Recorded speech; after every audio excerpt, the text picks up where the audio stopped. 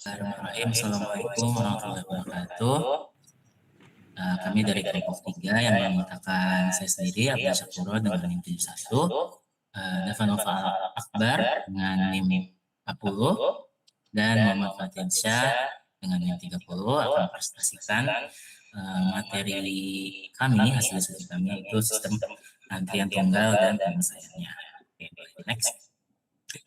Nah, sebelum masuk ke materinya, kita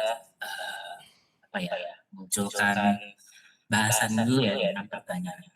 Jadi, pernah nggak sih teman-teman datang ke kasir di market, cuma beli satu barang, tapi justru harus menunggu cukup lama karena hanya ada satu petugas yang melayani yang itu. Oke, next. Dan pernah nggak kalian keluar dari parkiran tapi harus nunggu lama karena jadi kendala gitu, ada pelanggan yang ada. Nah, situasi seperti ini itu kita anggap biasa ya dalam sehari-hari. Tapi di balik itu terdapat suatu konsep matematika yang menjelaskan bagaimana antrian terbentuk, berapa lama pelanggan menunggu, serta berapa efisien suatu pelayanan bekerja. Nah, dari sini materi yang akan digarap atau dibahas di video ini itu adalah teori antrian. Next. Nah, di teori antrian di sini dibagi menjadi dua ya, ada antrian tunggal dan antrian banyak. Jadi untuk antrian tunggal di sini yang melayani gitu ya, atau pelayannya itu cuma hanya ada satu, dan antrian banyak itu bisa lebih dari satu pelayan gitu. Walaupun antriannya bisa hanya cuma satu, tapi jika pelayannya lebih dari satu, maka itu termasuk dalam jenis antrian banyak gitu. Oke, next. Oke, langsung saja ya ke definisinya. Jadi untuk antrian tunggal itu untuk pelanggannya itu membutuhkan untuk pelanggan di sini membutuhkan layanan yang dihadirkan oleh sumber input ya atau pelanggan itu populasi. Nah, dari populasi ini mereka masuk ke dalam sistem antrian itu. Nah, mengantri jika layanan tersedia dan dilayani oleh satu pelayan atau server. Lalu setelah itu mereka pergi. Nah, di dalam riset operasi model ini itu disebut MM1. Nah, untuk yang pertama di sini itu menentukan kedatangan pelanggan yang tentunya bersifat acak ya. Dan di sini dimodelkan atau dimodelkan dengan distribusi Poisson atau eksponensial. Nah, untuk M kedua yaitu di sini adalah waktu pelayanan yang sifatnya acak ya, sama dengan kedatangan pelanggan. Tapi di sini diwakilkan atau dimodelkan dengan distribusi eksponensial. Nah, untuk satu di sini adalah jumlah pelayan yang melayani gitu. Misalkan satu barista atau satu dokter, satu mesin dan lain-lain. Nah, untuk antrian tunggal layaknya dengan antrian lain itu sifatnya first in first out atau FIFO. Oke, next. Oke, untuk menghitung kinerja sistem ada dua variabel utama ya atau parameternya, yaitu lambda di sini yaitu menghitung atau menunjukkan rata-rata tingkat kedatangan pelanggan, dan mu di sini untuk mewakili rata-rata tingkat layanan. Nah, supaya antrian itu tidak meledak gitu ya atau tidak terlayani dan tidak melewati batas gitu. Nah, tingkat kedatangan pelanggan itu harus lebih kecil dari kapasitas pelayanannya. Jadi atau di sini disebut lambdanya itu harus lebih kecil dari mu. Nah, untuk menghitung faktor utilitas, yaitu persentase waktu pelayanan sibuk, yaitu dihitung dengan rho, yaitu sama dengan lambda per mu. Nah, perbandingan ini itu harus kurang dari 1, karena kalau lebih dari 1 atau lebih dari 1 sih, antrian akan meledak menjadi panjang dan tidak terselesaikan itu. Seperti itu. Oke, selanjutnya akan dijelaskan oleh Pak Tede. Baik, terima kasih Abdan. Jadi sini saya akan menjelaskan beberapa rumus-rumus dalam antrian layanan tunggal. Di sini ada rumus kinerja sistem di mana kondisinya itu stabil atau tadi ketika lambda per mu-nya itu kurang dari 1. Di sini ada rata-rata pelanggan dalam sistem atau L. Jadi di sini itu semua yang sedang antri dan juga sedang dilayani itu masuknya ke L. Jadi L sama dengan lambda per mu dikurang lambda. Lalu ada LQ atau rata-rata pelanggan yang sedang mengantri yang dimana itu ini tidak ada yang sedang dilayani. Jadi yang lagi di kasir itu nggak dihitung. Rumusnya LQ sama dengan lambda kuadrat per mu dikali mu dikurang lambda. Lalu ada W, yang mana W ini adalah rata-rata waktu tunggu total di dalam sistem.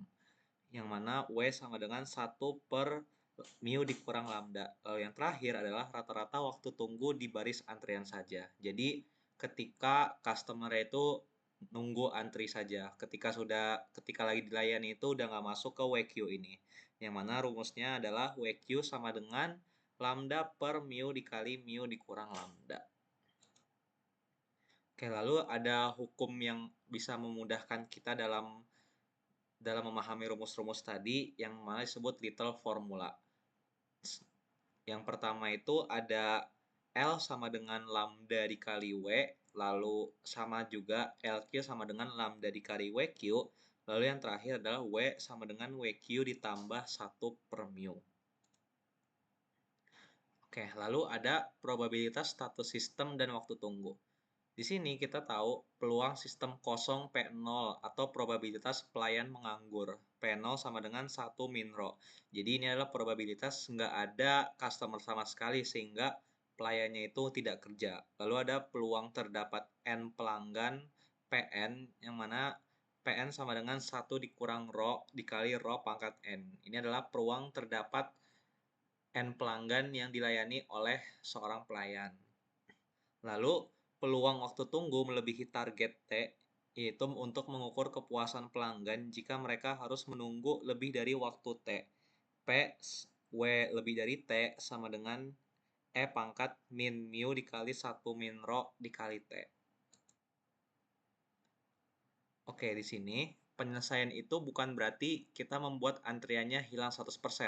Tetapi penyelesaian itu menyediakan kapasitas berlebih agar antrian itu selalu kosong. Salah. Sebaliknya, kapasitas yang kurang menyebabkan kerugian akibat antrian panjang. Penyelesaian optimal adalah mencari titik keseimbangan atau trade-off antara biaya pelayanan, menggaji pelayan, serta membeli mesin, dan biaya menunggu, kerugian karena pelanggan menunggu, agar total biaya itu bisa seminimal mungkin. Di sini ada model optimasi biaya. Penyelesaian optimal dicari menggunakan model biaya TC. ETC sama dengan ESC ditambah EWC. Keterangannya, ETC itu adalah total biaya yang kita harapkan. Lalu ESC itu adalah biaya pelayanan CS dikali S untuk layanan tunggal. Jadi ini adalah gampang itu contohnya gaji yang kita berikan kepada kasir kita. Lalu EWC ini adalah biaya menunggu CW dikali L. Ini adalah estimasi kerugian. Jadi sebenarnya itu ada kayak uang goib gitu yang misal seorang pelanggan melihat supermarket kita, tapi karena rame, itu dia nggak jadi masuk ke market kita. Nah, itu ada biaya kerugiannya, teman-teman. Oke, solusinya adalah bandingkan beberapa opsi tingkat pelayanan, misal pelayan junior melawan senior, opsi yang menghasilkan nilai ETC paling kecil adalah penyelesaian optimalnya. Oke, untuk contoh kasus akan dibawakan oleh Dava. Baik, terima kasih Fatin. Selanjutnya ada contoh kasus di kedai kopi. Misal, kedai kopi hanya menyediakan satu barista. Rata-rata pelanggannya itu yang diketahui lambdanya itu 20 orang per jam. Setiap jam pelanggan tertahan di antrian, kedai menanggung biaya kerugian atau cewek itu diasumsikan sebesar 20.000 per jam. Nah, manajer harus memilih salah satu dari dua opsi barista berikut. Yang pertama adalah barista junior. Gajinya itu 50.000 per jam. Kecepatan pelayanannya itu 25 orang per jam. Nah, yang kedua itu barista senior. Gajinya itu lebih mahal, yaitu 90.000 per jam. Namun kecepatan pelayanan juga lebih besar gitu, 40 orang per jam. Ada 4 pertanyaan yang bisa dijawab dari informasi di atas. Yang pertama, mana yang merupakan penyelesaian optimal dengan total biaya terendah. Yang kedua, berapa peluang barista A sedang menganggur, yang tadi rumusnya itu P0. Yang ketiga, berapa peluang terdapat 3 orang di dalam kedai dengan barista A, yang tadi rumusnya itu PN ya, atau jadi kalau di sini itu P3. Yang pertanyaan terakhir, berapa peluang pelanggan harus menunggu lebih dari 15 menit kedai dengan barista A.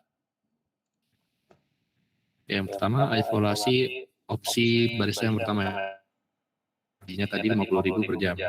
Nah, di sini dapat dihitung dengan rumus L tadi. Lambda per mu di lambda, hasilnya itu 4 orang. Artinya ada rata-rata dengan barista ini rata-rata ada 4 orang di kedai gitu setiap dia bekerja gitu rata-rata. Nah, lalu kita hitung total biayanya atau ETC-nya. ETC adalah sama dengan biaya gaji ditambah biaya menunggu dikali L. Hasilnya itu 130.000 per jam. Oke, next. Yang kedua, barista senior yang tadi lebih besar gajinya dan juga lebih cepat pelayanannya. Nah, kita hitung dari sini L-nya itu didapat 1 orang. Artinya ada rata-rata dia di kedai sedang bekerja itu antriannya itu hanya 1 orang, jadi lebih sedikit. Nah, kalau kita hitung biayanya itu didapatkan 110.000 per jam. Next. Nah, kesimpulannya, meskipun gaji barista yang tadi lebih mahal, tapi yang barista senior itu adalah penyelesaian optimal. Barista yang cepat membuat antrian sangat pendek, sehingga memangkas drastis biaya kerugian akibat pelanggan yang menunggu lama. Next.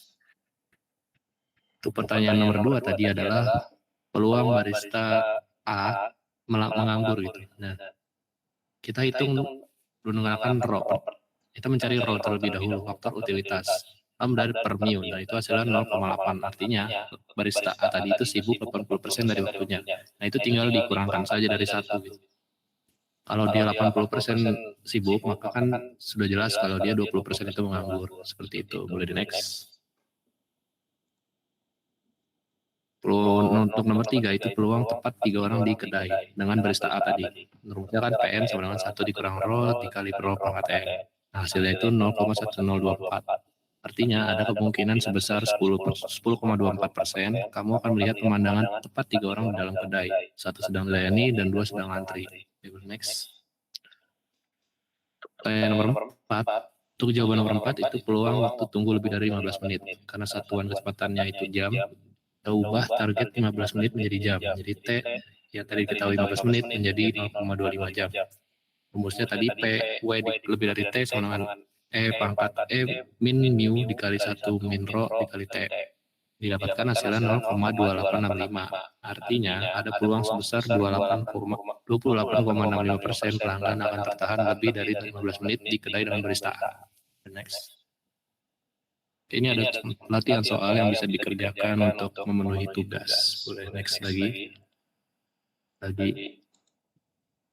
Sekian presentasi dari kami. Kurang lebihnya mohon maaf. Apabila ada pertanyaan boleh kontak abdandindun@gmail.com.